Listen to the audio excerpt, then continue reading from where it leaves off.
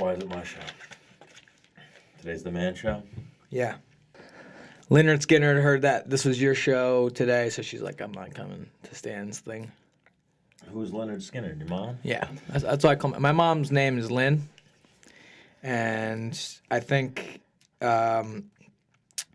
growing up, she liked to party, you know? That was her actual nickname? No, it's a nickname. Well, like, I think, you know, my mom's a fucking genius, like, seriously.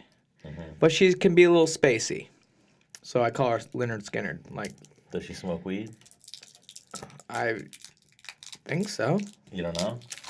I caught her and my brother smoking weed one time, and they were like, hey, it's not what it looks like. And I was like, oh! Like, what are you guys doing? Are you fucking kidding me? Which brother? My oldest brother. And, yo, so I have a couple homies in Pennsylvania, and they're always, like, anti-weed, like me, you know? And they started getting into it. I'm like, yo, you guys are fucked up, like, whatever, you know. We're still friends, though. And then, but they lived in Pennsylvania, I lived in upstate New York. So my friend calls me one day like, yo, bro, you'll never guess who I smoked weed with last night. I was like, I named, like, my cousin. He's like, no, your mom. And I was like, oh, sick. And I fucking called her up. Mom, are you fucking kidding me? Smoking weed with my buddies? Like, I was in high school. And, like, that wasn't cool to me. But, like, that's something you make fun of your buddy for, right? Like, dude, smoked weed with your fucking mom, bro. Like, dude, we were fucking so lifted. I'm well, like, even, like, sick. if you smoked weed, whatever you had, like, you would use that joke. Like, if you drank with someone's mom. Oh, my God, yeah. Yeah, you love mom jokes. You use them all the time. Love them. So, yeah, someone's got that on you. That's why I got angry that, yeah. So that's where that little feeling comes from. But nah, man, there's nothing wrong with it. Like, even like if you look into one of our sponsors, like when we had Jessica Ion, she was talking about the guy from Terp House. He was a guy who wasn't about, you know, being a stoner and smoking weed and actually using the flower aspect of it. He had like a aneurysm in his brain, and he wound up getting into the CBD and the actual THC with the medicinal effects and the things that it could do for you. So there's a lot more that it could do for you other than just get you baked. Lifted. Give me a pair of seconds. I got a joke for us. You got a joke? What, from your rapper? Hey, easy. Shit. I tore this thing apart pretty bad. All right, here we go. Maybe not. What type of data has a big bite? I don't know. A megabyte, you idiot. A megabyte? Yeah. Well, I was in my phone. I wasn't paying attention. When was the last time you had a Laffy Taffy? They're so good. A Laffy Taffy? Yeah. Halloween. Yeah, these was 10 cents. What can you catch but not throw? What can you catch but not throw? A cold. Was that it? Yeah. Joe's got those little kid jokes. Is your mic not working, Joe? How about now? Yeah. Yep, there it is. People were in here last night messing with the mics, messing with Joe's mic. Dude, I'd be taking people's heads off the fucking tabletop if I found out. Yep. I would have had a head in here on a stick, and I would have been like, what's that? And I would have been like, that's the guy who fucked with the mics yesterday. So, if you want to fuck with it, go ahead. Yeah, next time you're in here, other people who use this studio, I dare you. We're going to get cameras, and we're going to put a camera in the corner, and Menace and the Man's going to watch. When we find out who fucks with the mics and who fucks with the shit, you're in trouble. Am I getting paid for this security, or? We'll figure it out. We'll talk. You can. Yeah, we'll figure it out. Because believe it or not, Stan, I'm like, some people think I'm famous. So, I thought you were going to go a different route with that. I thought you were going to say you're kind of a lover, not a fighter. Oh. But yeah, some people do think you're famous. Remember, where were we? We went out, and there was a little group of 21-year-olds, 22-year-olds. They were like, wow, Dennis Bermudez. Like, bro, what's up? I'm like, how do you know him? And I was like, fuck this guy. He's a kid named Dennis, you know? It's a guy named Dennis to me. You're ignorant. No, I'm not ignorant. I was talking to them. I talked you up. Come on. I always tell people how good Dennis is. Thanks, man. So, what do you want to talk to me about, Stan, today? You brought me here. Well, we'll talk to Phil Baroni in a few minutes. We'll see if he got paid from the World Bare Knuckle Boxing Federation. Okay. And then we'll check in with Jared Gordon's roommate, Belal Muhammad. He's got a fight coming up, I believe January 19th. Is that the Arizona card? No, the Barclays. Okay. What's going on with you? You haven't heard anything? I know Just spoke to my manager again today, and he said he'll reach out to Sean. When Sean gets something, he'll let my manager know. Yeah, I was going to send you the link one night, but then I saw they sent him up against Kron Gracie. They're bringing Kron Gracie in to fight Alex Caceres. That would have been a good dude for you to mollywop. He's tough, though. He's like a dude who's always in there. He throws weird shit. You've watched him before? Yeah, but that's at 45. Yeah, like that you would have had to ask, obviously, if he would bump up. He might. He's fought at lightweight. And he has a lot of street fights, so he might not give a fuck about weight. He might be one of those type of dudes. But yeah, we reserved this spot. We had some other guests lined up, but it looks like we're going to have another show next Thursday after Christmas. That'll be our Christmas edition, where we'll have a couple of named guests that are currently in the news in the MMA world. But we like to always get the guys on that are on the come up. A guy like Belal, I always hear good things about him, and you've seen him fight before, right? I love watching him fight. Yeah, he's a beast. He beat one of our friends, unfortunately. You know, he beat Randy Brown, like big brother Randy Brown. Yeah. But Randy's young, you know, too. Like, I think Randy's even a little bit younger than Belal. How old is Belal? The only thing, like, when Belal fights, I like he's tight with his shit, and he throws hard and heavy. Yeah. All right, so we'll check in with Phil, see what's going on with him. I like his style. Whose style? Belal's.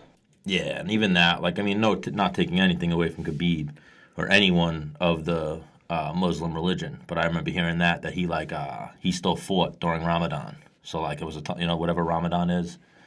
I'm sure Joe knows a little bit more than I do about it. Month of fasting for Muslim people. It's a month of not eating? Well, from sunup to sundown, you cannot consume water or any meal. Yeah, so Really? he fought and made weight on that.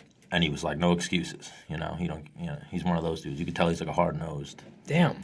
It was a big issue in the World Cup with some of the Middle Eastern teams. And when is Ramadan? It changes every year. Yeah, so I know, it's a lunar calendar, so it's usually a month after when the last one ended in the next year. When Ramadan happens, like, Khabib don't fight. Khabib takes off. Like, even back before he was the champion, he was like, I don't fight during Ramadan. Right. That's pretty badass, man. Like, I mean, I could maybe do it, like, at the beginning of Ramadan. No, not even.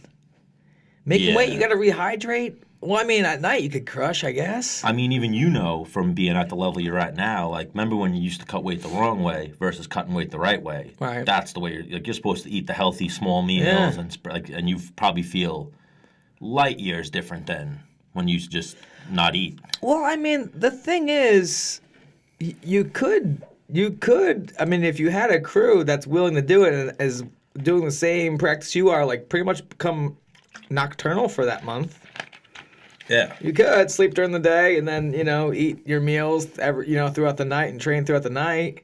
And just kind of sleep most of the time, I guess. Sleep during the day, like I just said. But I'm saying even just you're not sleeping 8 hours, you probably sleep 10, 12 hours a day because you're almost like you don't have the energy. You probably have lower energy, I would think, not eating. No, food. you would have the energy if you're eating throughout the night. Like if you got your meals in and all your fluids in during the night for 8 hours. Boy, that's what it is. You could eat at night.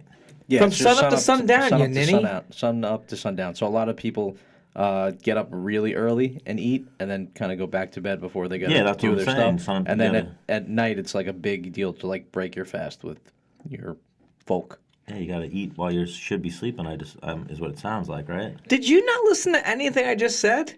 Yes, that's what I'm making sense of, and I'm saying, oh, that's what it sounds like. You didn't use those exact words. Well, he said them earlier, and I got it, and I was like, all right, but they switched everything around and become nocturnal. You know what that means? That you're awake when it's nighttime. Means.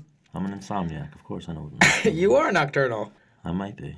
I love how LaFleur is like, yeah, I texted Stan, and, he sleeps till noon. You're like, no, I don't sleep till noon. I don't. I wake up. I don't sleep. Try talking to me in the morning. I don't sleep. Do I answer every text right away? No. You should know this. I do. You don't get back to me till like 2, and I'm like, all right, cool. Or I'll see like you're like I'm working on the video, like the no. The you want night to we talk did about it. not returning texts. This guy, Dennis. That's what Dennis does. Bro, hang on. We went over this. I know. That's a great excuse. I don't respond to your text because you have to call me. He sends me fucking a book of text messages. I'm like, yo, you know what? I don't fucking care anymore. Fucking call me. It's not a book. A couple sentences. Dude, stop. Couple sentences. It like almost like a girl. Like what about him? No. What about him? Did you call them? I'm like, dude, fucking. No, I'm playing video games right now. Leave me alone. Always playing video games. Call me. Because I can multitask then. I can't text and game. I could talk on the phone and play video games, though. See that? Oh, yeah. I could even J.O. and talk to you on the phone if I wanted to. I don't want to talk to you when you're jerking off. All right, let's call Phil. Let's change this subject. You scared? Scared of what? Subject? No, not at all. Hey, Hello. Phil. What's up? Phil, what's up, bro? What up, man? What's going on, my man? Welcome back to Menace and the Man.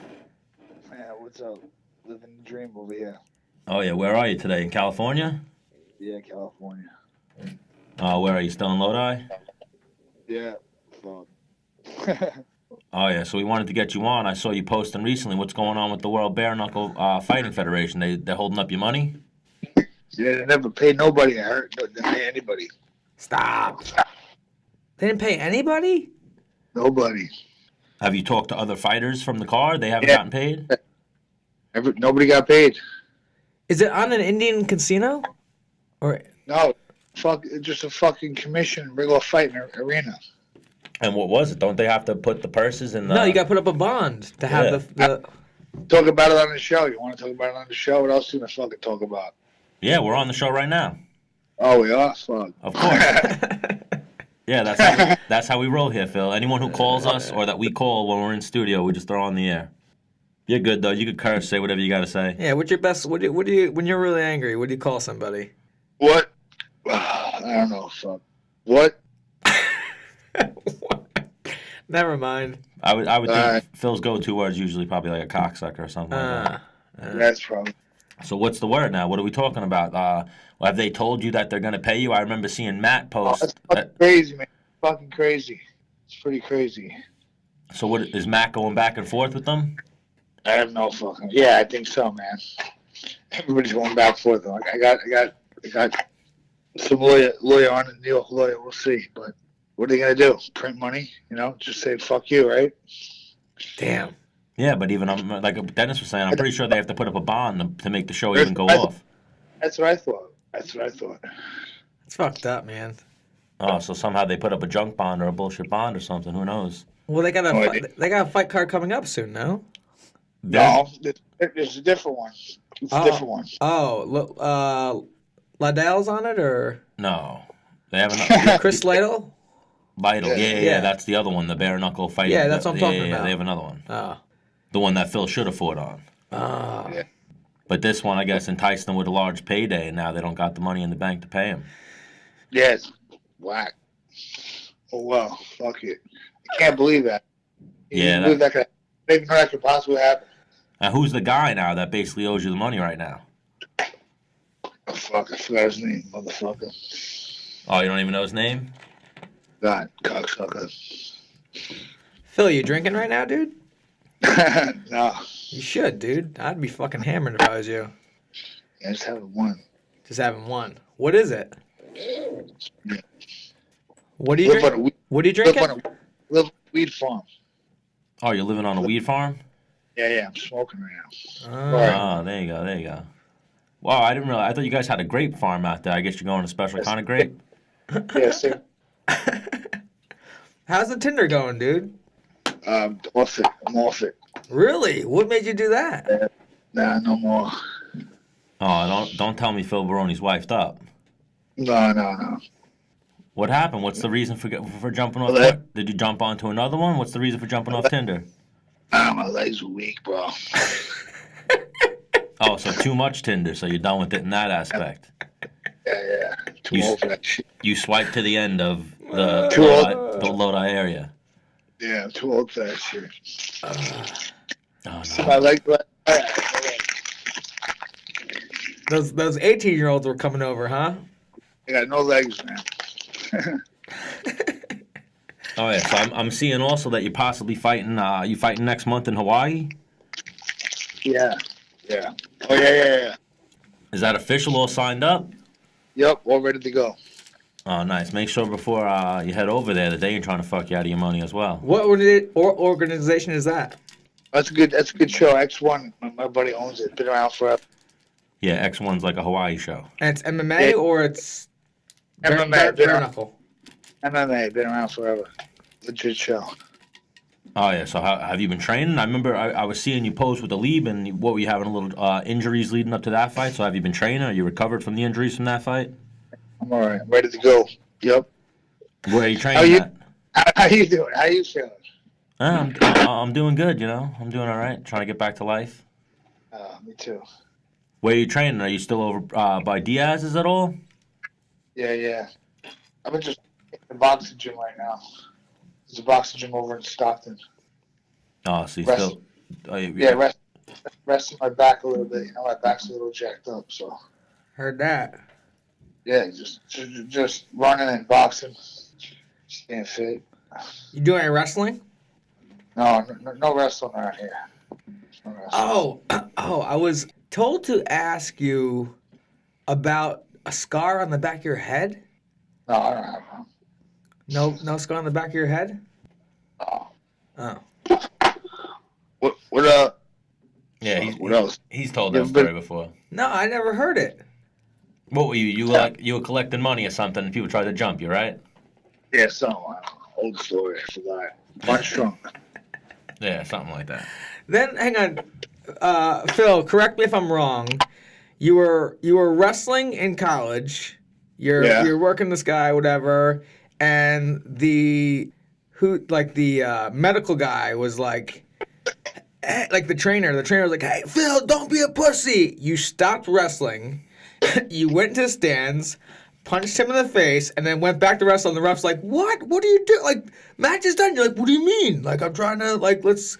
I had to take care of something real quick." Is that a true story?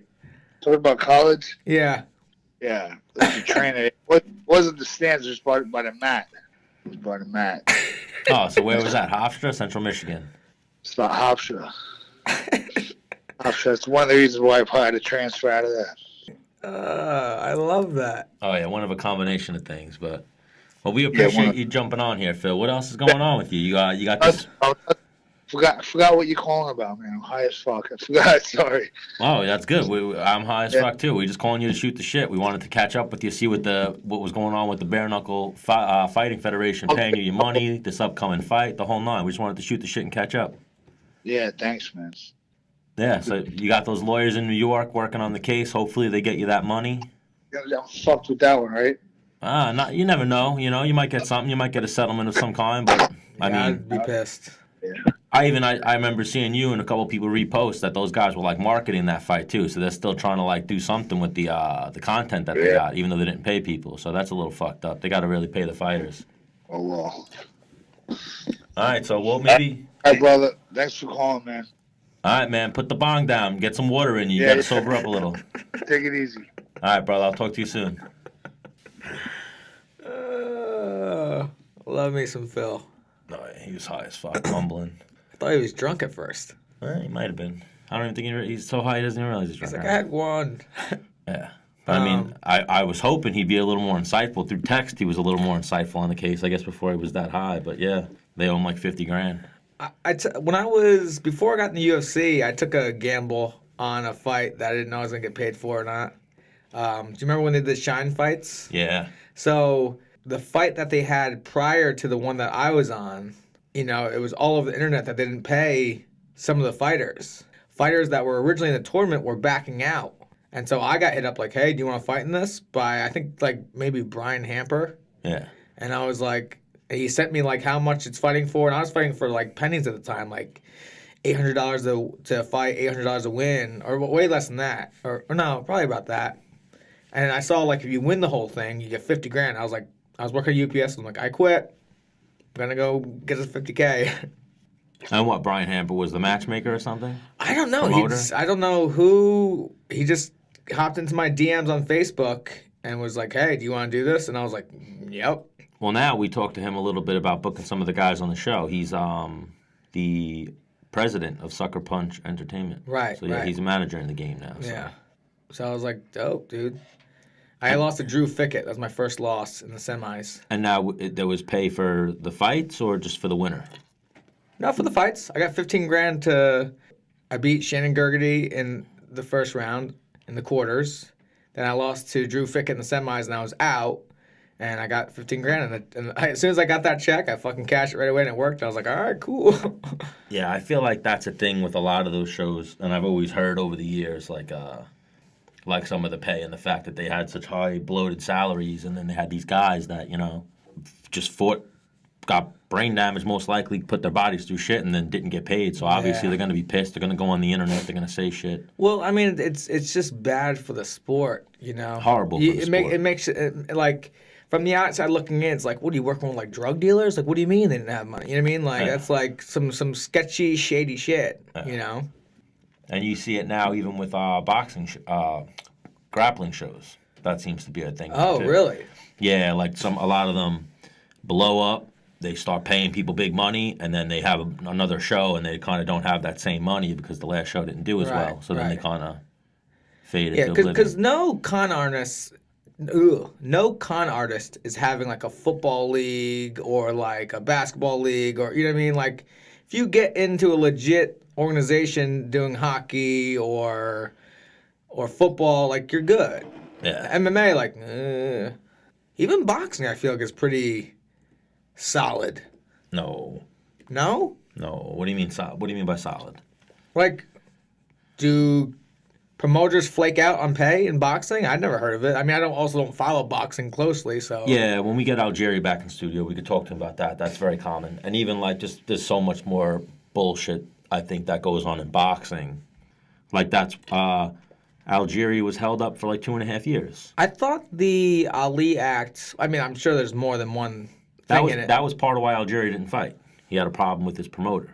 Oh. And then him and the guy ironed out the problem and are now going forward in business, the guy Joe DeGuardia, but they had some type of contract dispute, and the guy DeGuardia had the rights or, some type of legalities to Algieri's fights, and Algieri, I guess, wanted to do something else or something. Who knows? I thought the Ali Act was that a boxer wasn't locked into one organization. I believe that they could I mean, like I said, it could be both. And I believe that might be part of it, but I think one of the main aspects of it is the pay. Right. Where the fighter can't. It basically was brought about because Muhammad Ali and like the shit that was going on with Don King was the fact that he was basically having guys fight for, pennies. Yeah, like a small percentage of the total revenue, and he was making so much money just for promoting it. Don King. Good old Don King. He's got great hair. Amazing hair. You know who else has some amazing, amazing hair? Dennis the Menace Bermudez. Oh, thanks, man. Would you get that shit cut today? Yeah, I got it done over at the Gentleman's Den in Belmore. My homie Ray hooked it up. What do you get a haircut every week? No, I go. Well, I mean, it makes you feel good to go get a haircut. Yeah. I probably go every 3 weeks. They got a nice spot over there. Oh, it's nice. Did you get a complimentary beer with your cut? Really? As long as you're of age. Really? Yeah, if you want. Is that everyone or that's just you? No. If you were like, hey, can I get a beer? Like, yep, here you go. Oh, I was going to say, you might be throwing something out there. Like every time you come in, they're like, Dennis, I want a beer? And now everyone's going to go there looking for a beer. Well, I mean, you have to be of age and like a beer, not like a sixer. Yeah, and you're paying for a haircut. Right. So yeah, they'll take that little cost of production off the top. Yeah. You should go there. Yeah, I should. Because your hair looks like shit. No, my hair looks good. I have a good barber, but he's local. The fact that you drive all the way to Belmore, you must have some incentive there. He must be a good barber. He actually used to be, what's the next town over? Out west from Belmore. Of which way? Other west. Is it Merrick? Merrick. He used to be in Merrick, and then he moved, and I followed him closer to me in Belmore, which is pretty dope. There's a little spot I go to called Energy Fuel, like the next block over. Love Energy Fuel. Their food, I get a juice, it's healthy. So good. My homie Aaron owns that. He sponsored me a few times. I'm just reading a little bit about the Ali Act. So yeah, that's pretty much what it is. It's basically like that's why I know that they are trying to transfer it over into MMA. As it says, one of the big things is there are no restrictions placed on contracts that boxers agree to with promoters and managers. It is necessary to enforce a national contract reform which will guarantee the safety of professional boxers and the public from unlawful contracts and to enhance the integrity of the sport. So that's what it was. Like back in the day, they give him Muhammad Ali and Foreman and all these guys. Don King was coming in and basically getting them in like slave contracts where he paid them pennies, charged them $40 for a piece of paper, you know? Like even Mike Tyson. Mike Tyson used to get charged like $100 for a towel. Like, I remember reading about that and hearing about it. Like, Mike Tyson, when he went to look in his bank account and see how much money he had, he thought he was going to have $300 million and he had nothing. Or he had, like, 20. And then he was, like, looking at the bills and he was getting charged, like, $100 for a towel, $300 for the guy to bring him the towel, like a fucking $30 bottle of water. Jesus. Yeah, like some crazy shit. Yeah, that's crazy, man. And then what it was, too, was Don King then had all his family working for him, so he was just siphoning the money. In that $100 for the towel, he would pay fucking, you know, a little bit to himself, a little bit to this guy, a little bit to, and Mike Tyson wouldn't get shit. That's crazy. I mean, the dude did have a fucking tiger. So, I mean, obviously he wasn't... He definitely got some of the money. Well, yeah. He had a tiger. Well, that was obviously... Stan, he had a tiger. Yes, but did he pay for the tiger? Was the tiger given to him? Like, there's a lot of questions that could be asked. Okay, he's getting charged $30 for water. He paid for that fucking tiger. And so, yeah, if you look at it, it says the Muhammad Ali Boxing Reform Act, commonly referred to as the Ali Act, is a federal law that was introduced in 1999 and then enacted on May 26, 2000. So think of all the people that got fucked over before 1999. You know, that's... Pretty much that's Tyson out of $300 million. That's the money was different back then, the rate and whatnot. But think of how much money Ali lost from fucking Don King and whoever else ripped him off. In 1999, I was in 6th grade. Yeah. What about you, Stan? Either 6th or 7th grade. I don't remember exactly. Joe, where were you? 4th grade. Oh. Why? How old are you, Joe? I was born in '89. What? I didn't know Joe was younger than us. I figured Joe was on the same. The teacher. Yeah. He does it like, I don't know, I can't do the math. Those are some blurry years. Yeah, like that's what I was thinking. Like even my teenage years, I talk about it a little bit now with some people that party now, and they're like, how come you don't like to fucking party? And I'm like, I kind of partied when I was a kid, you know? I tried. Sorry, I lied to you. I was in 7th grade. Yeah. I did a lot when I was Not so easy, is it? All right, Joe. Yeah, unless some significant event happened that you can pinpoint it to. Well, so here's what I do. My older brother graduated in 2000. Yeah. I graduated in 2005. So I mean, like 9th grade, right? What would it go from 2000 to 2001? Man, Joe, we almost had Mrs. Menace in here. That's what I was hoping. We almost had. No, Mrs. Menace would be like my lady. Yeah, no, I think that'd be good. I always like when we have an in-studio guest. It'd be Miss Menace. Mama Menace. Yeah, she her cat needed like surgery or some shit, and I'm like, fuck the cat. Oh, your mom's cat needed surgery? I don't fucking know. Oh, that's. Well, like now that her boys are all grown up, her cats. She's the old cat lady. Is she? Yeah. Yeah. Yeah, she like paints and like hangs out with her cats. I think that's a lot of women though, or cat ladies. That just seems like the animal. Some of them, they either get the little dog, they get the cat. Men too. I don't think men really go for the cat. I tell you what, whenever I go to a guy's house, and it's just him and one cat, I'm like, weirdo. It's kind of weird. Yeah, 100%. Kind of weird. But on the same token, though, you have to really earn a cat's like respect and like love, if you will. Mm-hmm. Like a dog, you just have to feed it, and it's like gonna lick you and and love you. But a cat, you have to fucking earn that fucker's. You owe like as soon as you get a cat, you owe that cat. You gotta earn that shit. You get a dog, like the dog owes you. I had cats when I was little, never as an adult. But then when I lived in Florida, I lived with my cousin at the time, and he had like a farm of animals. He had like 2 pigs, 3 dogs, 13 cats. Wow. Big house, huge house, and he had like an outside cat thing, and he had like neighborhood cat, like just endless If animals. you have 13 cats, though, you don't give a shit about those cats. No, he had 3 kids that like took that, they You might have one cat out of 13, you're like, yo, that's my fucking cat. Yes and no. That's my guy. Everyone kind of had their 2 or 3 cats. Like when I lived there, you had a cat. I had a cat. Fat Sam was my cat. I had a big, huge, fat cat. He used to sleep with me all the time. Everything. So my mom has always had cats, like, and and like growing up, we would always have cats, like a cat, not cats. Yeah. And one would die, it would die, and then we get a new one. So there's a stray hanging out around my mom's house when I was in college, and I was like, you know what? I should take that cat.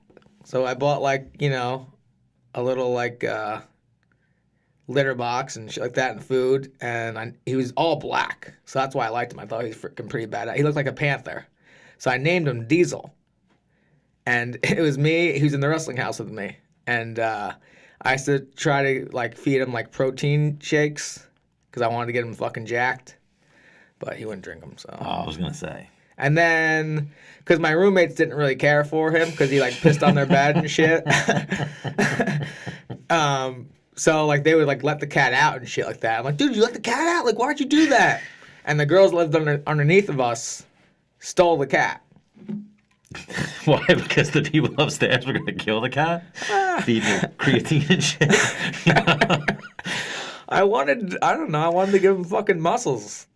Feeding the cat creatine and G Fuel. Putting the cat through workouts. I didn't know about G Fuel then. The people downstairs always hear you screaming. They were girls, yeah. They hear you. What was the cat's name? Diesel. Yeah, they always say, "Let's go, Diesel, let's go." And then they see you like walking through the hallway. Hey, Diesel, talking to the cat all nice when you're not working it out. So then they finally one day saw the cat. We're like, we're gonna save this cat. He yells at the cat all the time. I wonder if Diesel's still alive. They thought you were really mean to the cat. You were just broing out with the cat, putting him through workouts. No, I mean, both all hopped up. I was creatine. nice. I was nice to the cat. My roommates cared zero for him. Because like he pissed on my bed, and like I tried to get that like stench out, like I fucking sprayed it and put every fucking chemical on my bed and fucking dried it and scrubbed it, and it still smelled like shit. I'd be having like girls over and like yeah, cat piss is one of those scents that doesn't come out. Yeah. My sister is currently having a problem with their cat, like pissed on the rug. They had to cut a square out of the rug, and then the cat keeps pissing there. Yeah. Cats that's the one thing too. Some cats are clean, but I think a lot of cats are kind of filthy animals. My dad's fucked up because we were watching, like, what was that show growing up? Like, Animal Rescues or some shit like that. And this, like, little kitten got, like, stuck in, like, a water drain or something like that. And, like, they had the fire, they were digging this thing out. My dad's like, just fucking shoot the thing. Like, what the fuck? You gonna, like, do all this shit to get out the cat? Like, who gives a shit? I'm like... Man, AB's cold. You've told me stories. AB sounds like a cold cat. I'm just thinking back right now. Phil was deliriously high. Yeah. Deliriously high. Like questions were just going right over his head. He was like, "What's your favorite curse word?" What? Yeah, he was this way too high. You see that? Sometimes the cannabinoid system, it reacts to everybody differently. So some people. No, but that's what it is. So if you're taking THC or even CBD and you have pain, that's what it will attack first. Okay. You know what I mean? If you have nothing wrong with you, then you're just going to get a little loopy. Or if you have CBD and you're just going to probably go to sleep, or it's going to just mellow you out. Yeah, man, that's what who'd I see? Rumble Johnson posted it. You've had experiences with Rumble Johnson, right? Mm-hmm. We should try to get him on sometime. He posted, like, I know he's a big weed advocate. He posted... like the body doesn't have a amphetamine system or like whatever. Let me find the thing. But we do have a cannabinoid system. We don't have a system in our body that's meant to take all these pills and all these narcotics, but we have a system in our body that's meant to take THC or CBD. Wow. Oh yeah, if you read about it, even that, like, we got to really link you up with the Terp House guy, because I'm sure he even said he wants you to start taking some of the stuff and see what it does for you. I know you take the CBD gummy drops. Gummy drops? You said you did. You take gummies. Drops gummies before you go to bed. Have you taken the tincture at all yet? Yeah. Did it do anything for you? Oh, not the Terp House. I already had some. Yeah, well, when you finish, you got to get on that Terp House. Let us know what you think of the Terp House product. For sure. They're waiting for a review from you. All right, let's see what's going on with Belal. So what do you got planned for Christmas, Dennis? My mom is, she should be en route now here to Long Island from Pennsylvania. We're gonna hang out with. I get my little guys tomorrow. We're gonna hang out. Do some organizing around the house. Then Saturday we're gonna go upstate to Saugerties, New York, and I'll see my dad and bring the boys, and she'll hang out with my older brother Dean. I'll get to see my older brother Dean, my sister-in-law Crystal, my stepsister. So where everyone's kind of spread out a little bit. The mom's in Pennsylvania. Where's your dad's upstate, right? Yeah, Saugerties? yeah. My dad, my stepmom, my older brother, my stepsister. And my nieces. Where's Jay? Jay's your younger brother, right? Yeah, Jay Bird's in Hawaii. Lives there? Yep. We could call him. We could prank him. That'd be fun. What is he doing in Hawaii? He's in the Coast Guard. Oh, and that's where they stationed him? Yep. Let's see. Yeah, if we have time, I'll hit up Jay Bird, see what happens. All right, let's hit up Belal. That'd be funny. Oh, yeah, he's a fan of the show. I'll just fuck with him. Whoa. Dude, Belal, get a fucking ring back, dude. What the fuck? Hello? Belal. What's up, bro? What's going on, my brother? Welcome to Menace and the Man. Stan the Man here. Dennis the Menace Bermuda is joining me. What's up, homie? What up, bro? Just living it, Just grinding. Grinding, yeah, you got that. You hit that right in the head. So what are we doing right now? We're catching you in between some training? You're just hanging out? Yeah, basically just finished training. Gonna head back to the gym in about an hour. Oh, yeah, you just missing your buddy Jared? He's not in the apartment right now, right? Yeah, he went to Florida with his girl. He's gonna take a little vacation, get back healing. So you know what they're doing? When he gets back. And that must have been recent, right? We were talking to Jared a few weeks ago, and I think he was on something, right? He was on dating websites, wasn't he? Or was he talking about the past? Oh. Well, it's one of those where he's been with her. They known each other since like second grade. So. It's one of those they just relationships. Reconnected when he went to Thanksgiving. So they reconnected. They've been together, then they were done. Then they reconnected when it's Thanksgiving night. Now they got together. Nice, man. But Good for him. match for each other, honestly. So I don't know. Good for him, man. Oh, I didn't realize it was one of those loves. One of those Love's a beautiful thing. Yeah, one of those ones he's known his whole life. Belal, you got a lucky lady? Yeah. What's up? Yeah, I got one too. And where is she from? Is she from Milwaukee? She's from Chicago. That's why I usually go back to Chicago like every weekend, like probably Friday through Sunday. And I'm in Milwaukee like Monday through Thursday. How much is that ticket? And Milwaukee's only like 2 hours away, so it's literally like a drive. Oh, that's nice. Yeah. Oh yeah, so you got this fight. You're excited. They're bringing you to Brooklyn, right? Yeah. I'm happy to finally get another fight back. And our last fight in Brooklyn was a good one, so I'm ready to do it again. I love watching you fight, bro. I was telling Stan earlier, and I'm not like sucking your balls. I just you show up, game face on, tight fucking. Your hands are tight, and you fucking when you throw, man, you're looking to put a motherfucker away, and you're relentless, you just go. So every time you fight, man, for me as a fighter and a viewer, it's like it's going down. He's throwing some heat. He's not bouncing around and feeling out. He's throwing hands. Yeah, I appreciate it, man. Yeah, that's the thing. When a lot of people will sit there and underestimate me a lot before they fight me, but then once you have somebody just in your face with the pressure on the whole time, that's what breaks a lot of guys. And a lot of guys aren't used to that type of pressure. So that's the thing I want to bring. Like, I'm not sitting there with the woodly, unnatural power and explosiveness. I'm just a guy that works hard, and I'm going to go in the cage, and I'm going to show you how hard I've been working. Yeah. You also have a great beard. Yeah, that too. How long you been growing that thing for? Nah, literally, I shave it like every week. It'll grow back in about 10 minutes. Really? He's a hairy dude. I grow back fast. Yeah. Damn. You should shave some like crazy shit into it next time. Yeah, I shave like a sponsor in there, and then maybe get some money or get sued. One or the other. Oh yeah, most likely get sued and then put on the prelims. No, the fight pass. Yeah, that's what I'm saying. They'll throw you on Fight Pass. So what do you know about Jeff Neal? Have you scouted him at all? I mean, I've seen a couple of his fights. I don't think he's really fought anybody that great inside the UFC, but I know he comes to bang, so that's what I have about him. Like, I'd rather fight somebody that's I'm going to have a fight with instead of somebody that's going to go in there and push you to the cage or just try to out-wrestle you or run away from you and stuff like that. I know he's going to come to bang. So I'm happy about that. Yeah, like but yeah, man. Like I sat there and I was like, man, I need a ranked opponent. I need this. I need that. But a lot of these guys don't want to fight. A lot of these guys are sitting there on the sidelines saying, I don't want to fight nobody that's not ranked. Nobody wants to fight lower than them. So I'm still one of the guys that I don't care, man. If you're on a win streak, if you just won, I'll fight you. Yeah, because you're not ranked right now, correct? Yeah, I'm not ranked, but I'm on a 4-5 win streak. Right. So you're a dangerous guy, man. You have good momentum. You're a dangerous guy that people are like, like the better guys, like, it's a lose-lose for me, you know. Yeah, I beat for a lot of guys. Yeah, I beat him, and I beat an unranked guy, and I still stay where I'm at.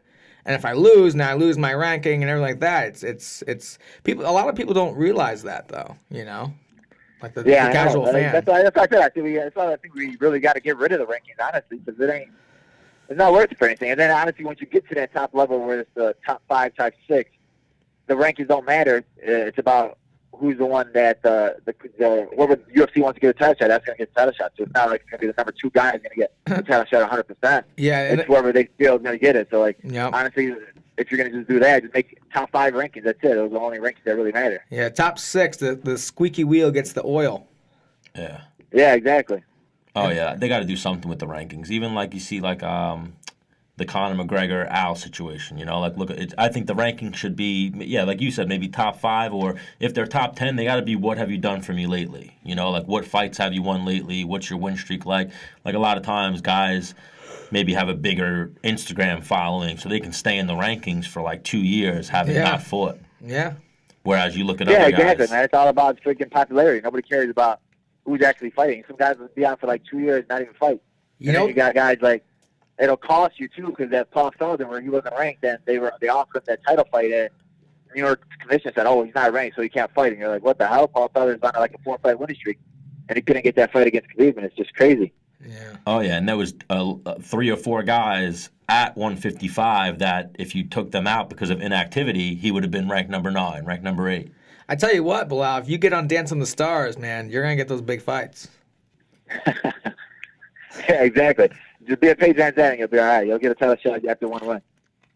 Oh yeah, that's what it seems like. They want that weird extra thing, especially now that WME's owning the company. But I think Belal has that a little bit with that fighting style. He has the background. He could be the Muslim MMA fighter. You know, he could be the guy. Exactly, man. They just need to give me the mic. I'll spit a freestyle real quick, and then I'll really.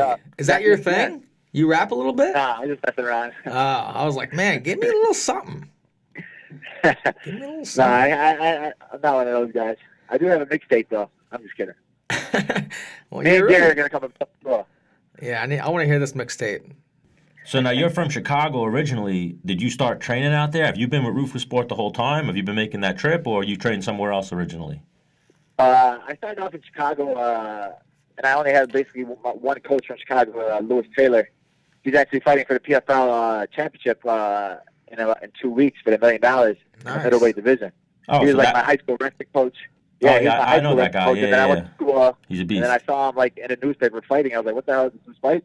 So I like messaged him, and he's like, "Yeah, stop by my gym." So I went to his gym, and ever since that, we just started training. We've just been training since then. So like that's why I still go back to Chicago. We still get our training in.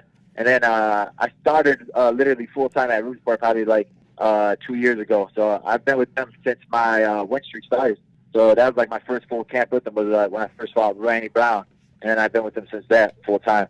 Oh yeah, I remember first you came on my radar the first time that you came into the UFC, and you had that great fight with Joe Ban. But then obviously then you fought one of my friends, a past training partner, Randy Brown. You put it on him a little bit. I was like, ooh, this guy's, he's a pressure fighter. He's definitely entertaining to watch. He could be something in the future. And now you haven't lost since then. So I wonder if Randy Brown calls you his friend.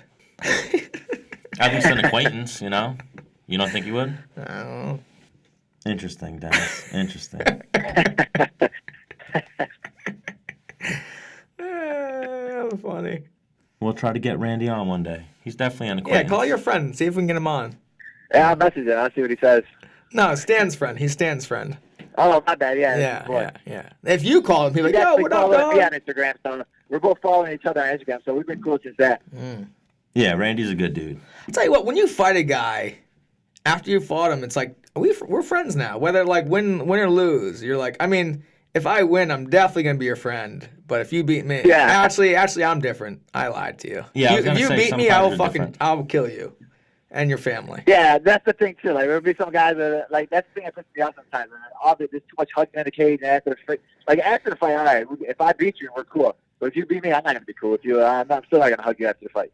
I just lost you. I just lost half my tech to you. Why the hell would I want to be your boy? I'll give you like a dap. Like, all right, man. Like some respect, but like I'm not like I don't know, man. Unless you're buying all night, I ain't fucking hanging out your ass. And if you are buying all night, I'm gonna be like, you know what, you little fucker, I'm gonna fuck you up right now. Yeah, I think it's a case by case basis. Yeah, I'm a sore loser though, so. Yeah, I'm a very sore loser. I'll lose that. Yeah. Like if you beat me, if you beat me in a board game, like I'll flip the fucking table.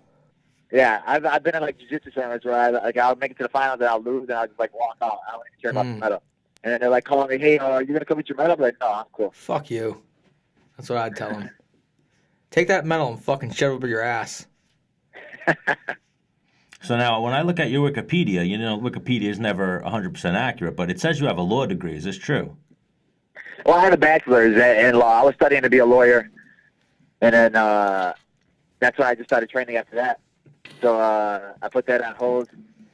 You know, the parents didn't like it, but whatever, man. You know, you only get one chance at this, and why not do it now? You're still healthy. Oh yeah, and still young enough. You're still young enough that you could even pick your law practice, your law. You know, the whole process. What do you got to do? Take the bar? Yeah, exactly. Yeah, I just got to do the bar and stuff. So it's one of those where I'll eventually go back to it. You know, after I win a couple championships, you know, being a star, a couple movies, and then I use that money to go back to law school. So now you're down at Roufousport. Are you getting the looks down there? Are you getting any rounds with Woodley? You're getting any of the names, or are you just training a lot with Jared? No, man. That's the thing about us, man. We're like a small group, but everybody's good there, man. We got Gerald Mercer and Anthony Pettis, Sergio, all of them guys, and like we're all working together. When Woodley comes in, he comes in for his camps mostly, and we get our work in too. So I mean, it's a good group. And Mike Biggie Rose, that's one of those dudes that's like, he's big, but like he moves like a freaking 35er, where he's so like smooth with his movement. So then a lot of the guys they'll give you that look. Like you go to different gyms and like say the big gyms like Greg Jackson, somebody where you ask somebody about somebody and like they don't even know who it is, or no, I don't train with them. We train at this time, they train at that time. We're a small group, so all of us are all like tight knit. Oh so, yeah, that's what I was asking. Like, do you guys all train together, or is it like a bunch of individual camps going on over there? No, we're all together. We're all in the gym together. And I guess the thing too, where it hurts more, just because like I care about them so much. Like when they lose, I feel like I lost. Yeah. It's not like one of those. Oh, well, I didn't lose. It's not man, he sucks. Yeah. Or something like that. It's one of those where when one of us take a loss, it motivates the rest of the gym to go harder. Yeah. When you're training for a fight, do you train to be the best in the world, or do you train for that opponent, or both? I don't really train for an opponent. Like you said, I train to fight the best, man. Got Well, I had like 4 short notice fights in the UFC already, and I had like 3 opponent changes. So it's not one of those. That's one of the things I learned early is that you don't train for a specific opponent. You just sit there, game plan, think about it the whole time, and then all of a sudden he gets hurt the week before, and you're like, damn, I did all this preparation for one guy, and I ain't got nothing out of it. Me, like I don't even care if I'm fighting a southpaw. I'm still gonna start with orthodox guys. It don't matter. It's all about just looking your confidence level. If I'm going smart and I'm beating up everybody and I'm feeling smooth and I'm not getting touched by anybody, then the same thing's gonna translate into the fight. Yeah, I agree with that. Yeah, there'll be some guys that are just, oh man, I gotta watch 10 hours of tape on this guy, and when he throws his jab, he moves left or he moves right, and you're sitting there thinking exactly about that. I don't really think about that. My coaches will sit there and watch it, and then when it comes to fight night, they'll bring it up. But it's not one of those where it's like, okay, so today we're going to specifically work on blocking his right kick or blocking his left kick or something stupid like that. When I'm getting ready for a fight, yeah, I like, let's say the guy's a jiu-jitsu artist. Like, all right, I'm going to do a little more jiu-jitsu. You know, but, but it's not all I'm doing. I'm like you said, or like I said earlier, like I train to be the best in the world. So if it changed, like, all right, I'm still good to go. I'm in sick shape. I can wrestle like a motherfucker. I'm going to fucking throw hands, and my jiu-jitsu's even better. Yeah. Yeah, that's the thing. Like we're me and you are basically at that same level where we're good everywhere. So we could, if it goes to the ground, we'll go to the ground. You want to make it a wrestling match, we'll make it a wrestling match. You want to spot, box it out, we'll box it out. Like we're confident everywhere, so we're pretty good everywhere. So it doesn't need to matter where the fight goes. So it's not like we had terrible takedown defense, so the whole camp's going to be all right, we know this guy's going to try to take us down, so we're going to work on takedown defense the whole time. Yeah. We're basically, we know everything. Yeah. Oh, yeah, so you're certainly on the come-up right now. So you got this fight again with Jeff Neal with January 19th. Have they told you the lineup at all yet of this card? They haven't really said the lineup. Honestly, I think it was like the early prelims are on like ESPN Plus, then the regular prelims are on ESPN, and then the main card's on ESPN Plus. I would honestly want to fall in the middle on regular ESPN. Well, that's what I was going to say. I mean, looking at the card, it seems like you and Jeff Neal are both surging right now. This could possibly be, opening up the main card, I would think, or something like along those lines. Yeah, I feel like it'll be somewhere around those lines. I mean, it's gonna be definitely a fight. Oh yeah, I think Jeff Neal, while not ranked, is definitely a guy that they got him from the Contender Series, so I'm sure they got a little push behind him. So you take him out, that'll probably get you that numbered ranked opponent that you're looking for. Unless, yeah, exactly. Yeah. Unless you're the main event, they don't tell you where you are on the card. There's been like 2 cards where like people have hit me up like, "Yo, you're the main event, congrats!" I'm like, "Oh, I am?" Like, cool. Or the co-main event. I'm like, "Oh, cool." They don't tell you till you get there fight week. Well, I mean, looking up online, they'll have the card how it's gonna be, and I'm like, "Oh shit, I'm the co-main, like sick." But like for a main event, I've been called like, "Hey, you're gonna be the main event of this card." Like, all right, cool. That's the only time I know where I'm at on a card. Well, because I was going to say, looking it up, it's always different. Sometimes they have the lineup 3 weeks out, a month out. Sometimes they have the lineup, 3 days out. So yeah, honestly, I don't really care where the lineup falls. I mean, like you said, unless we're main event, that's when we get the extra money. So that's all that matters. So fighting. I'm not going to get paid extra to be freaking on a main card or not on a main card. I'm not going to get paid extra. Yeah. So it don't matter to me. I'm ready to fight wherever. So how long have you been fighting for now? It's been about 5.5, 6 years. Oh wow. And then like, so you've been the main event of like smaller cards. You've been the first fight on a card. Like, where do you like to fight on a card ideally for you? I mean, I'd rather, like I said, I'd rather be a main event to showcase more and get the extra money. But like I've been a lot on the main cards most of the time. But I mean, like when it's in the middle somewhere, it really doesn't matter to me. Like I'd rather get it in and get it over with, honestly.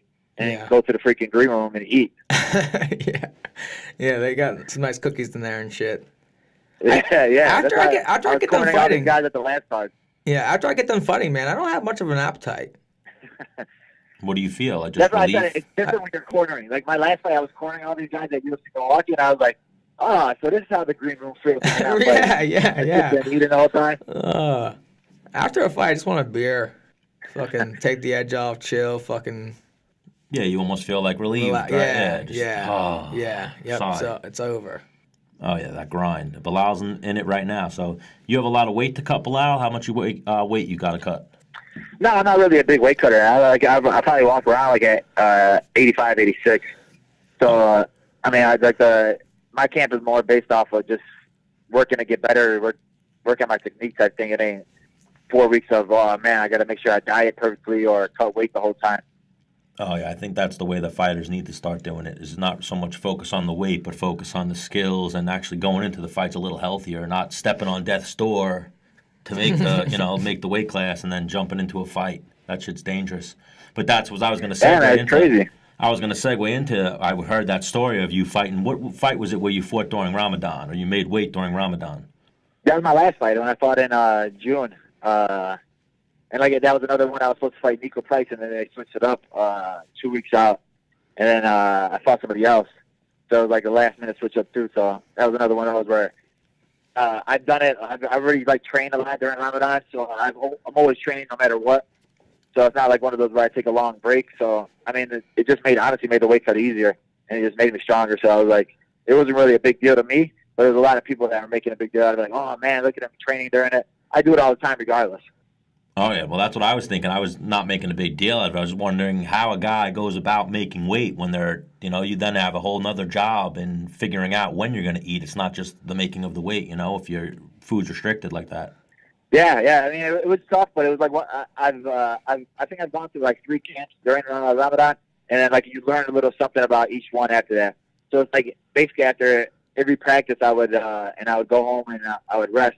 And then when it was time to eat, it'd be like after a fight where I'm drinking a Pedialyte every night, and I'm just getting my carbs in just so I know that I have the energy for the next day. So it's not the biggest thing was that I wasn't able to eat sloppy. Most of the time, when I'm not in fight camp or anything and it's Ramadan and it's time to eat, I'm freaking throwing everything in my mouth, eating whatever. That just sounded weird, but like, yeah, I'm eating sweets, everything. This time, it's just being more disciplined about the stuff you're eating. So it's like just making sure I'm getting the right fats, the right proteins and everything like that during it so I can have energy to train tomorrow. Yeah, I like how you edited that. Like you're throwing everything in your mouth. Because Stan would be like, it's Ramadan. I better get near Belal. Pull down my pants, try to throw my wieners. Because Stan's a real sicko, believe it or not. Yeah, okay. Belal, when you listen back to this episode, go listen to one or two other episodes, and you'll know real quick who's the creepy one in this show. Yeah. Dennis likes getting female fighters on. His go-to is asking them about dick pics. I've done it twice, Stan. I'm 2 for 10. Nah, I think maybe 3 times. We'll have to double check on that. We'll have to double check those statistics, and Dennis loves finding the single girls. He wants to know which girls are single, what's their dating life like. What the fuck? I don't give a shit. In my head, I would imagine, the creeps. Oh, of course the fans want, but I'm saying, yeah. How are you going to call me creepy to a guest when it's like, dude? I just like making fun of you. There's actual recorded content of you being creepy. Yeah, you're right. So we'll leave that there. There's evidence of it. Oh, yeah. So, Belal, what's it like living with Jared? How'd you guys wind up being roommates? Was that just like a fighter house you guys moved into? You guys know each other beforehand? How did that come about? No, it's pretty cool. We actually met at the UFC athlete retreat. Him and Paul Felder best friends, and Paul Felder already trained with him a couple times. So when I was down there, I met him a little bit. He seemed like a normal jerkish New Yorker, so I didn't think we were going to be cool at all. He had that attitude about him. But then I realized that that's just his normal attitude once I really get to know him. Yeah. So he came down and helped Paul a couple times for his camp when Paul was training for his fights in Milwaukee.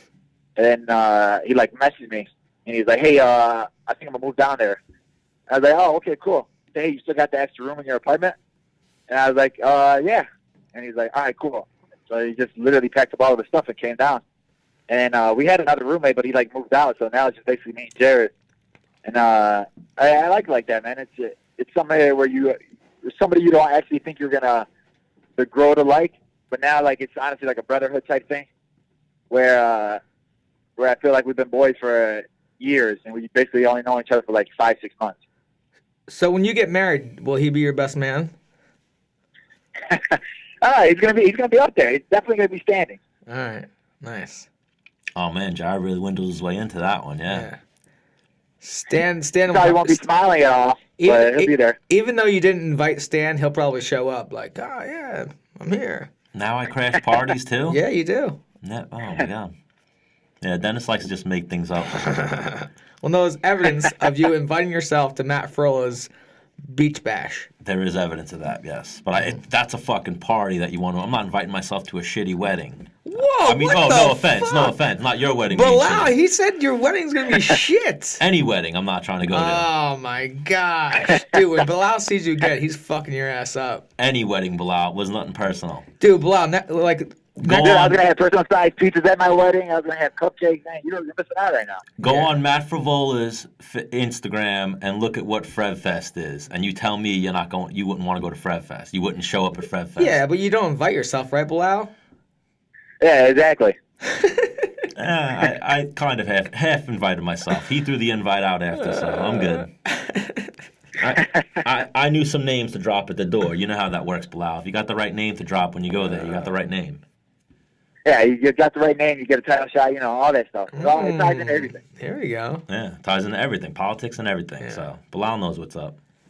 That's why he's on a surge in the UFC right now, because he knows what's up. That's why he's out at Roufousport, because he knows what's up. You know what I mean?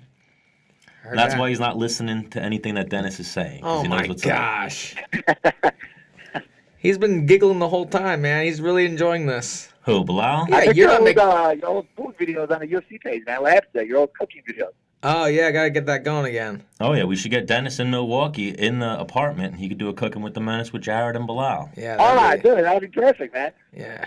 We're going to need a 12er. Oh, yeah, well, Jared don't drink. Belal, do you drink at all? No, I don't drink at all. Yeah, Belal don't drink either. Jared doesn't drink. I don't drink. We're a sober apartment. The 12er was going to be for me solely. Oh. What do you? All right. You give away my beers now? What's your deal, dude? I'm not trying to give away your beers. I was just saying. Damn, dog. We have that with a few friends. Some of our athlete friends aren't into the alcohol scene, so kudos to them. They live a healthier lifestyle than me.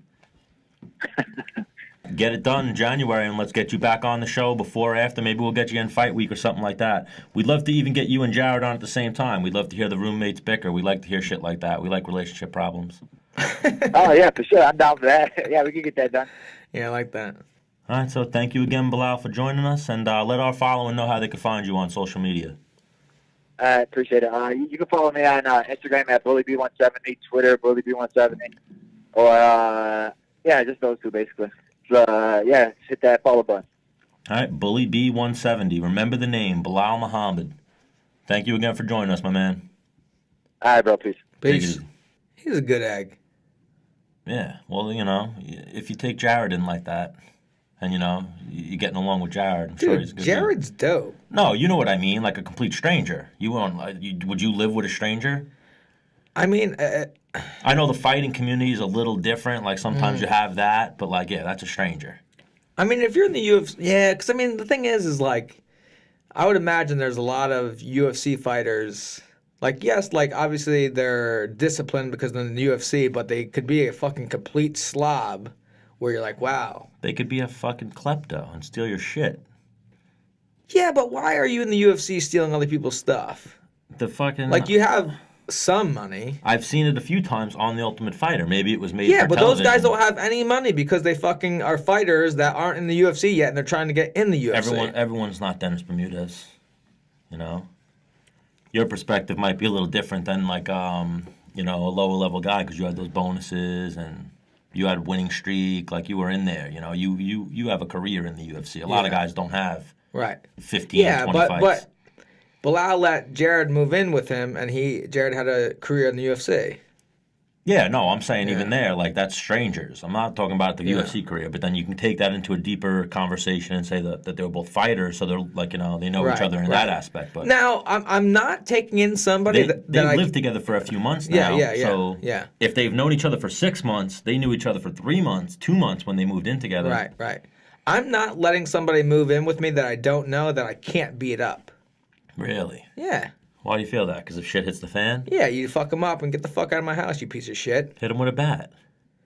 If that comes to the let's case. say Pat Cummings moved in with me, even though he's but I didn't know him as well as I know him. That's a guy that dude, shit hits the fan. But I don't own a gun. You know what I'm saying? Yeah. So you didn't figure out what I sent you before, what I was showing you? So that was Phil texting me back. Fuck. Stress, weed, got paranoid. Was gonna say what the fuck I thought in my fight. BKB, fuck wasn't ready, haha, my bad. So he was too high to even have the conversation before. So yeah, I like that about him. Maybe he had some water though. That's what I gave him as that little send off.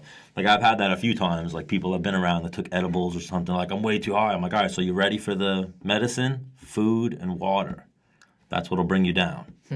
When you're tripping out, and you're like, oh my God, no, what'd you give me? I'm way too high. You ready for this? Food and water, and shut the fuck up. Stan, in your career of getting high, have you ever gotten too high where you're like, I don't, No. No. Never really. There's a thing called the whites. Never really? You ever What's heard the mean? whites? There's a thing called the whites where sometimes when you smoke and you just get too fucked up and you get pale white and you kind of get nauseous. I got that once when I was a little kid, but other than that, never. Nothing.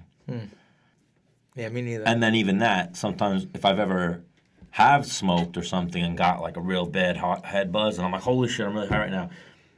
I wrap my head around really quick that, okay, I just need water and I'm okay. I don't go oh my God, I'm going to die, I'm fucking heart attack. I just go, I just need water and just to relax. No one, zero. Can you get too high off of marijuana where 0 deaths from marijuana. Can you get too high? No, not that, but the ground's lava. From edibles, yeah. Oh. From edibles, you can get not so much like that. You can just get I'm thinking of acid or something. Acid, shrooms. Yeah, I did shrooms when I was a kid. and I had something like that. Really? I was on a swing, and I was like, the floor is gonna get me if I get off this swing. So you were on the swing for hours? Hours, getting talked down by friends, and I was like, fuck you, I'm not getting off. Why won't you get off? Because of that. And they'd be like, what? And I'd be like, the rocks on the ground, I'm gonna sink. Like, I was just fucked up. I was basically subconsciously, I thought like I'm really small, because everything I looked at kept growing. So I looked at my hand and my fingers grew. I looked up at a tree and the tree grew. I was like bugging the fuck out. It was the last time I ever did shrooms. I'm like, I would never do drugs, but I'm so intrigued by them. Like all the documentaries on dudes like on like crack and shit like that and like falling asleep. I'm like, I don't know why I'm like very like intrigued by it and like almost can't get enough of it. Well, there's drug abuse. And then there's like drug use. Like there's actual ways like you can use like DMT and weed and even acid, LSD, cocaine. Like dentists used to use cocaine, you know, like back in the day. They used to put cocaine in Coca-Cola. That's why it's called Coca-Cola. Yeah, but like it's a sweetener, you know, it got people addicted. Like it's just all types of drugs. There's other uses for them like medically, but then there's even like I'm pretty sure it was acid or like LSD. They found it from studying like the effects on people. Like that's how they realized, oh, this is a drug. This is like a crazy fucking drug. And then people went, oh shit, we can turn this into like a party drug. Something along those lines. I would have to check for accuracy, but most drugs are like that. Now, kids not too long ago eating pods, was there any kind of like high with that, or just that is just crazy to me? I think they were just fucking idiots. Crazy to me. And what about bath salts? What about that gets people wrecked? What is a bath salt? Is that like Epsom salt? I don't know. What's bath salt? I remember years ago the guys eating bath salts in Florida and like eating people's faces and shit. Yeah, I was like, what though? He turned into I really thought the zombie apocalypse was underway. I think the bath salts was similar to the Tide Pods. It's a similar effect. Yeah, but I never saw anybody on Instagram like, oh, doing bath salts. So here, before we wrap up, you want to try Phil? See if he's not too high. Maybe imagine if he's like, I'm too high, I can't even find my phone. Like just hears it ringing. Oh, you dude, this is your show today. Oh, I could call my little brother, see if he'll pick up. All right, so we'll try Phil. If Phil won't pick up, then we'll go for Jay Bermudez.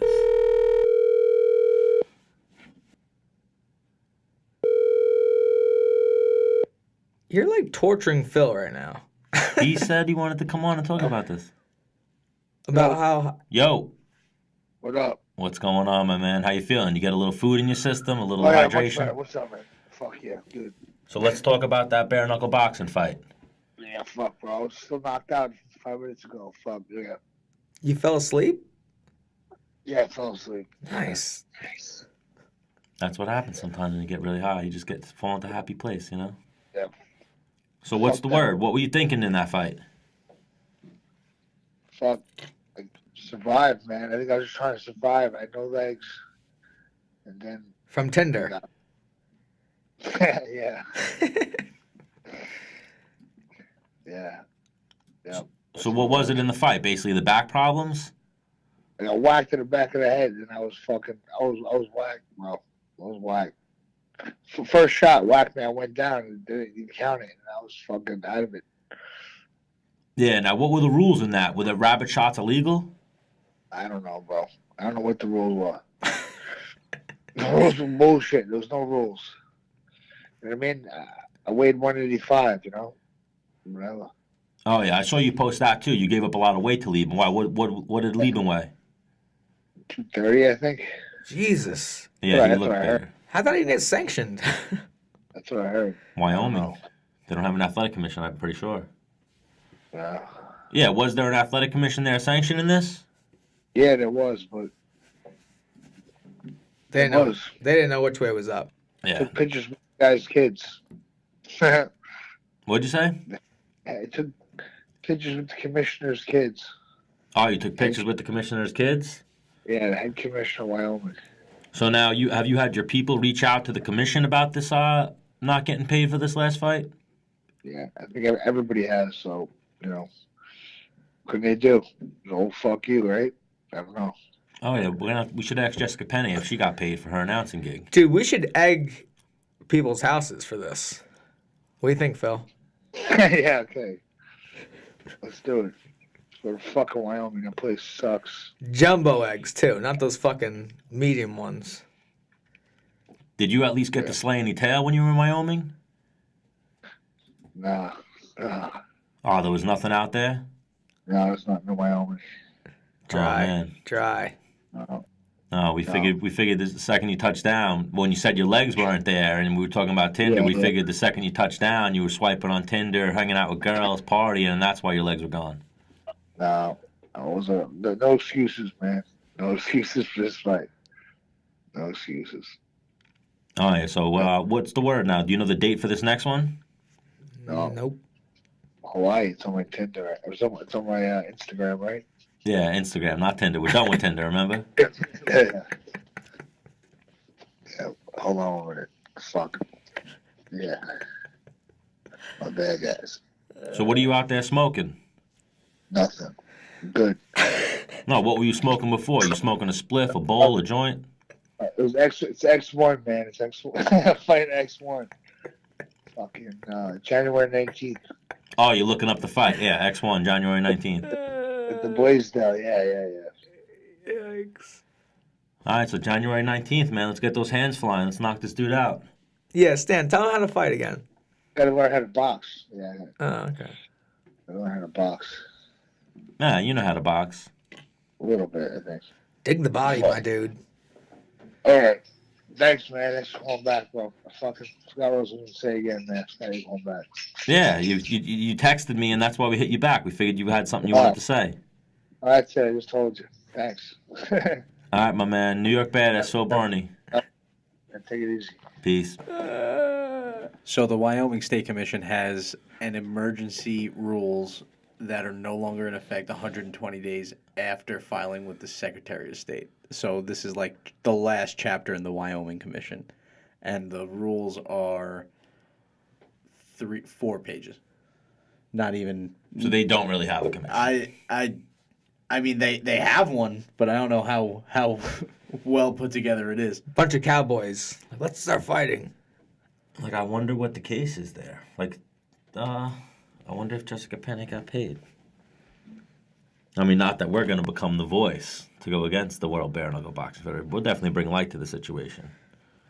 So as I was showing Dennis before, you saw they added Gregor versus Yancy Medeiros. Yeah, I was just talking to Gregor this morning about that. Clay Guida got hurt, I guess. And then... Or watched Gregor fight. And then they offered Gregor Lentz. Gregor said yes. Lentz said no. Gregor's been training. He said Yancy today. I was like, wow. I actually might like that fight better than all the other ones for you. Yeah. Because I feel like Yancy out of the 3 is probably the weakest. On the ground. No, like physically. He's the biggest, Yancy. I disagree. Bigger than Nick Lentz? Like, yeah, he's taller. He's fought at 170 his whole career. He'll probably miss. Bro, he was so soft at 170. He's a big lanky dude. I think he'll miss weight for 155. He's fought at light heavyweight, middleweight, welterweight, and lightweight. Well, he used to be fat. Yeah, but not like fat. Like, chubby, not fat. Not like you were thinking rolls. He's a big lanky dude. He's like 5'11". He's a big dude. Anyways, I think Nick Lentz and I think Clay Guida are definitely stronger than him. I think Nick Lentz and Clay Guida can definitely wrestle better than him. And yeah, this is him moving back down to 155. But Yancy has the best striking out of all 3 of them. Yeah, I don't think Yancy's going to make weight, to be honest with you. But you cannot strike off of your back. So. I mean, that's crazy that's what they went with. I don't even know if Yancy's going to make weight in 4 weeks. He's a big one. He's a big 170, or maybe he's soft. He's not as disciplined. He's a Hawaiian. I know he trains a lot with Max Holloway, but he's a big 170. I know he's missed weight once or twice in the UFC, and that's why he is not a big 170 pounder. And he's undisciplined. He's missed weight at 155. He's missed weight like 6 pounds twice. He weighed I think he weighed 160 once, and then he missed weight another time. Damn. Yeah, he's a big boy.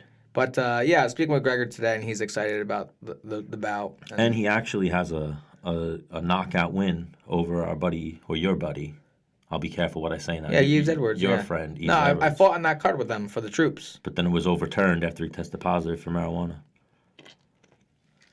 How do you feel about that? It's a win.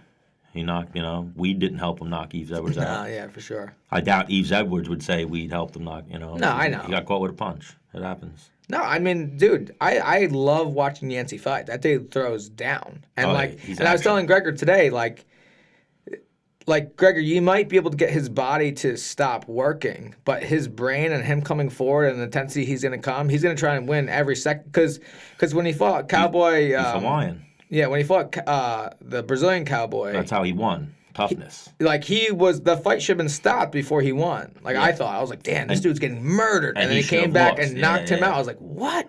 But that was one of those fights I think me and you talked about that when we were watching the fights live at your house and we did the live feed. Oliveira's one of those guys, 7-8 minute mark, he'll go, and it's a whole different fighter. Mm-hmm. He's not like a third round guy. I've seen him do that a couple times where the third round, even like we talked about LaFleur, he caught Ryan. Yeah. Ryan got caught in that fight. Yeah. Him and Ryan fight 10 times. I think Ryan beats him 9 times. And he wins that one.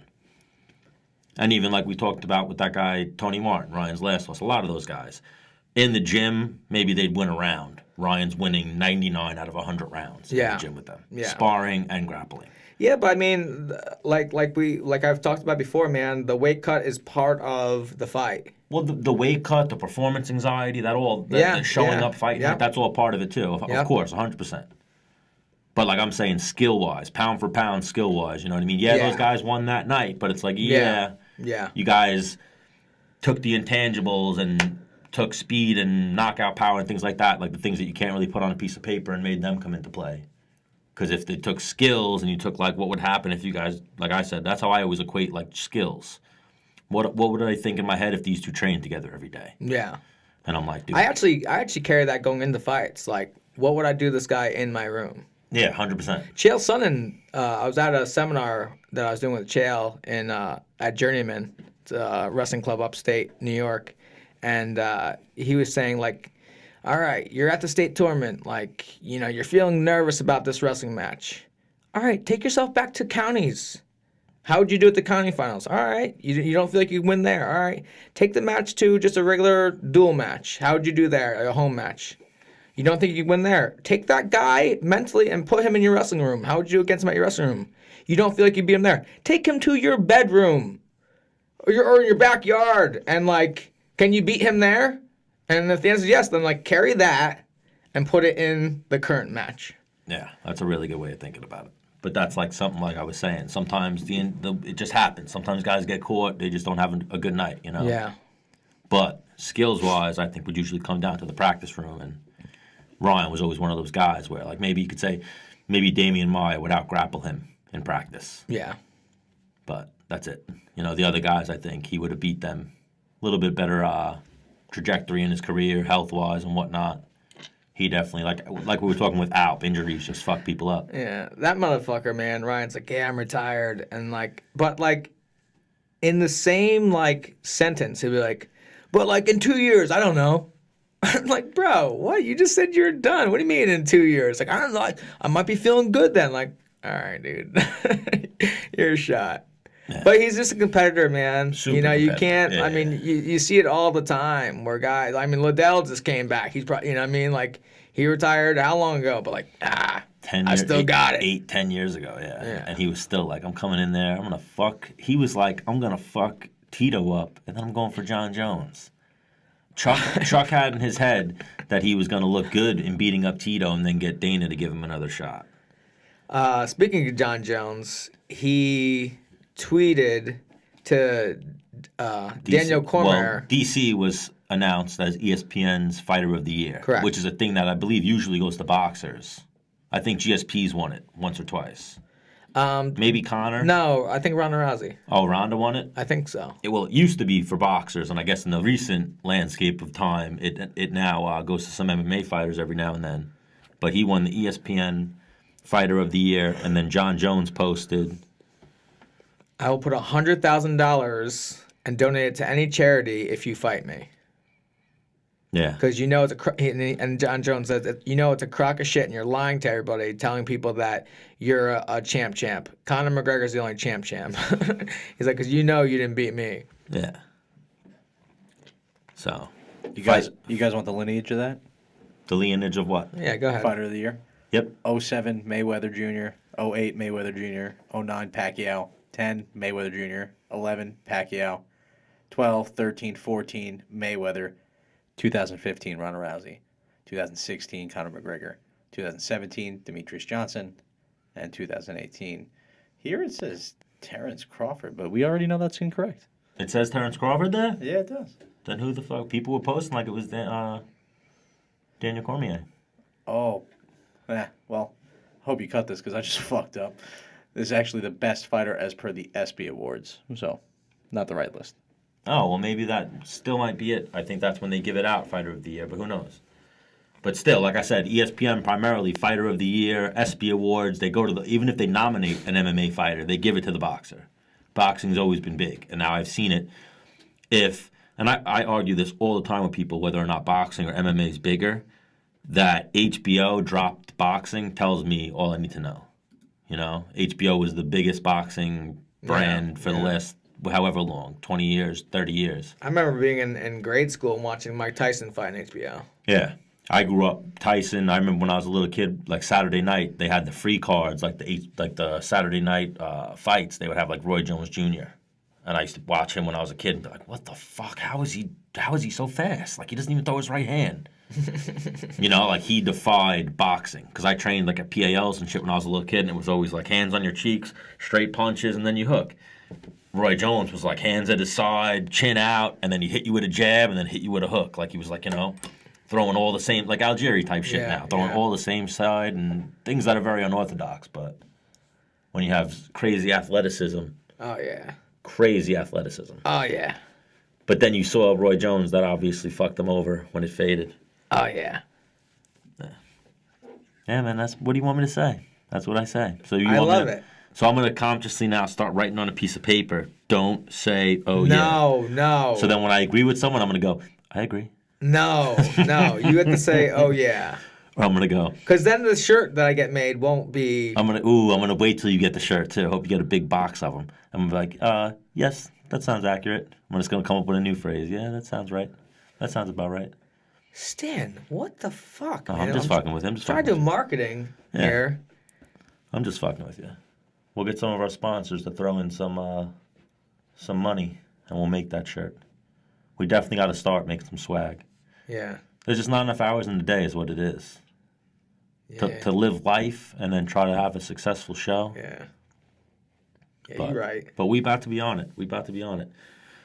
Today, like I said, we were trying to book this episode. We thought today would be a star-studded week, and it's actually winding up that we're going to probably wind up doing a show next week, if possible, and that will be a star-studded episode. So, but not saying Belal and Phil aren't stars. You know? God willing. Oh, yeah, God willing. And we checked, and I was trying to get Jared on the show as well today, see if he wanted to pop in, make fun of Belal a little bit. You know how roommates and friends. Yeah. Like I wanted to hit him with... Should have gotten both on the line. That's what I wanted to try to do. Be like, you know, Belal, someone's got something to say to you. And Jared would have been like, you fucking idiot. Even that, I wanted to bring up that story to Belal. I laugh about that one in my head. Like, I could almost write that one in a movie if I was a screenwriter. Like, you should tell Nick to write that in a screenplay. Where Belal was praying, and Jared's like, yo, you fucking idiot. And he's like, he's praying the whole time. And New York Jared's in the other room like, you fucking idiot. I know you hear me in there. What are you doing in there? It's like, bro, I'm fucking praying to God. I'm praying to my God. What do you want? Oh, I was seeing if you had batteries or I needed the remote. You know, something stupid. That's how New Yorkers are. But we're sensitive but insensitive at the same time. So... Dennis is going to spend Christmas with his family up in Socrates. What are you going to do, dude? My family's all right here, so I'll stay with my immediate family. The Mod Dukes is home for the holidays. Nice. So spend a little time with them. What's today? The 20th? Yesterday was my nephew's birthday, so hung out with him. Took him on a little shopping spree at Five Below. Yes, Five Below. You feel like a baller in there, dude. Baller. Pick out whatever you want. Go ahead. not just one Roblox thing, like 10 Roblox things. Yeah. You know, he was balling out yesterday. But then, of course, you know how little kids are. Like when you ever take your kids places, do they just want more? Yeah. What what I was getting them wasn't good enough, and I'm like, dude, I'll get you nothing. I will get you nothing and just say happy birthday, and I'll be a dickhead uncle. Or I could buy you what you got in your cart, and maybe we could play ball. Man, you know? when I was little, man, you could take me into like the gas station and I'd find a gun in it, like, I need this, like, this is amazing. And then you take me to Toys R Us, like, I need this go-kart. And like, no, you can't have the go-kart. I'm like, what? Well, you had brothers. You had no sisters, right? Just the three of you boys. Yeah. So I had one older sister. So yeah, me and her were pretty spoiled. Especially me being like the baby boy. When I used to go shopping with my mom as a kid, I used to throw temper tantrums and be like, I'm not doing anything you want until I get a toy. So even like when my mom if my mom didn't gave into that and like took me to Sears or a store, I would start ripping the tags off all the clothes and get my mom. I've gotten my mom when I was a little kid kicked out of stores, and then I've been like, so we're getting the toy, right? You're not going into the next store till I get the toy, because I'll do the same thing in the next store. Wow, you were a little piece of shit as a little kid, huh? I had a lot of Ninja Turtles. I had every Ninja Turtle toy. You know what I mean? Every Ninja Turtle toy. I'm talking like, you know, the 89, 90 when I was like 3, 4. My mom and my grandma would take me to the mall. And I would just, then by the time, probably like 4 or 5, my mom got it. She was like, if I got to go shopping, I got to bring my son, I got to get a toy first and then go shopping. Well, back then, you could leave your kid in the car. Oh, back then, I guess. No, she used to bring me in. And even I was always a big kid, so I was like, I remember when I was a little kid, obviously I don't steal. I don't condone stealing. But I remember one time I got caught stealing from Woolworth. I put a whole bunch of baseball cards in the bottom of my cart, and it buzzed when it went off. You know, when we walked out of the store and the alarm went off, and I just sat there like I didn't do anything. And then when the guy asked me to get up, and he found all the baseball cards, my mom was like, what happened? I just went mute. I was like, I don't know how they got that. I don't know how they got that. Did you put these here? I was like, Oh, they were here already when I sat down. Yeah, I'm a 5-year-old who can't speak. Yeah. You know, I'm a little 5-year-old. No, my younger brother would throw himself on the ground if my mom didn't get him something, and she would just keep walking away like, I don't know that kid. My sister's kids do that. We joke and say losing all motor control. They just go like, what do you mean I can't get it? And it's like, no, you can't. They just go, and they like melt, hit the ground, and then when you try to pick them up, they contort. Yeah. You know, so you'll try to pick them up, and they'll like dolphin to where you can't even hold them. You're about to drop them. Now, you couldn't do that with AB, though. My dad, if you tried to fucking like throw a temper tantrum, you know, you got mollywopped right there. Yeah. But you raised you guys right, if you ask me, you know. He wasn't raising pussies there. You've seen, obviously, Talladega Nights.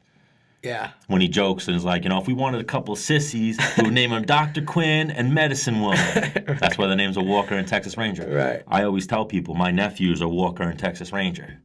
100%. One of them's a ginger, too. If you have kids, will you name them that? I might. Yeah. Well, you see, Cerrone's kid's named Danger. His middle name is, yeah. Oh, his middle name is Danger? I pushed for that with my 2 boys, and it got denied. You pushed for Danger? Yeah. For a middle name. Really? Yeah, because I was like, dude, they'll get so much tail, like in college. Like, my middle name's Danger. Like, no, it's not. And they pull out their license. Like, there it is. Oh, I thought it was like an Austin Powers reference. No. You know, he's like, Danger's my middle name. You don't remember that one? No, yeah, that's where I got it from. All right, so I enjoyed this episode. How about yourself, Dennis? Yeah, I mean, we got to talk, me and you, a little bit more. I almost, I didn't know what to say to Belal. I wanted to go Happy Holidays, but I don't know, do Muslims celebrate Christmas? That's why you say Happy Holidays, so you don't offend anybody. I know, but even then, you never know. I don't want to offend nobody. I feel like we offended PETA today, so they might be coming at us for our cat talk and talking shit about cats and stuff. Fuck them. Ooh, I'll edit that out. We don't need them coming for us. What are they going to do? Just write us hate mail. Listen, I like animals. They'll listen to the show to get numbers, so maybe that's a good. I love animals, and I'm not against animals. I'm all about animals, but I just don't want any living in my house that I have to feed and like take care of. Oh, that's what people. Maybe if someone listens to, they'll be like, Dennis Bermudez fed creatine to his cat. You know, that's the one thing we couldn't afford creatine. But it's protein. Protein. All right, so yeah. Whey protein. Whey protein. Yeah. Hopefully it was a good manufacturer. Well, no, the cat just didn't drink it. All right, so Peter, if you're listening, the cat didn't drink anything. Dennis didn't really try even. It was just a hypothetical. No, I mean, I put it in the bowl It didn't like it. And we'll hopefully schedule everything good for next week. I'll put it in pencil. I'll let the fans know a little bit. Hopefully we're going to have Robert Whitaker calling in from the other side of the world. Hopefully that works out. And then we're working on a bunch of people. So, Menace and the Man, episode 10. Thank you again to Belal Muhammad. Phil Baroni. Phil Baroni was a little too high for the interview today. That's fine. And that's even funny, though. Me and him had a text, and it was going to be a conversation. He had many bullet points to talk about, and then that's the conversation we got. He smoked a little bit too much today, but... Thanks. Maybe he got anxiety coming on the show. No, he wrote that. He was smoking, he said, too much weed and got paranoid. I guess he was smoking to come on to, like, rant. You know, like Jessica Penne said, he was pissed. He didn't sound pissed at all. He sounded like the happiest guy in the world. Like, he didn't even have a care in the world. He was like, yeah, it sucks. They're not paying me. No, he was just like, fuck. Yeah, we didn't catch Angry Phil. We'll try to catch him again another time. So, everybody, will see you guys next week. Happy holidays. Well, see you later.